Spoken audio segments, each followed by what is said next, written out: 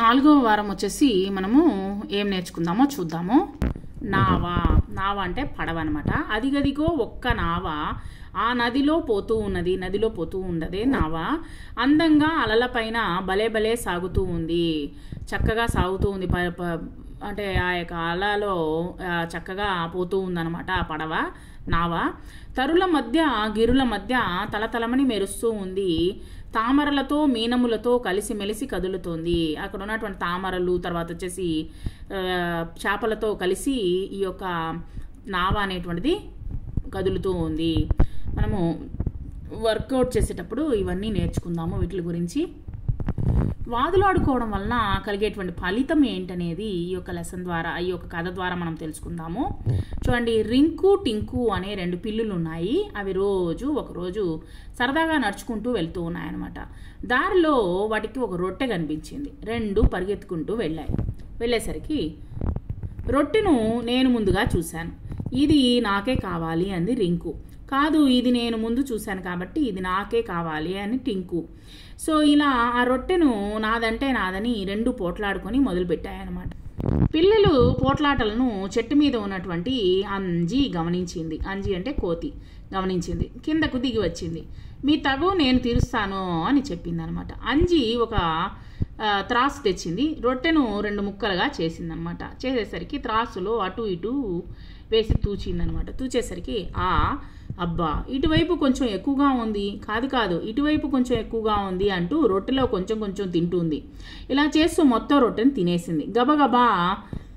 గబగబా చెట్టుపైకి ఎక్కేసింది. పాపం రింకు టింకు బిక్కముఖాలు వేసుకుని అంజీ వైపు చూస్తూ ఉండిపోయాయన్నమాట. అందుకనే వాదులు ఆడుకోకూడదు అనమాట. మధ్యలో వేరే వ్యక్తులు దూరి మన యొక్క జీవితాన్నే నాశనం చేస్తారనమాట.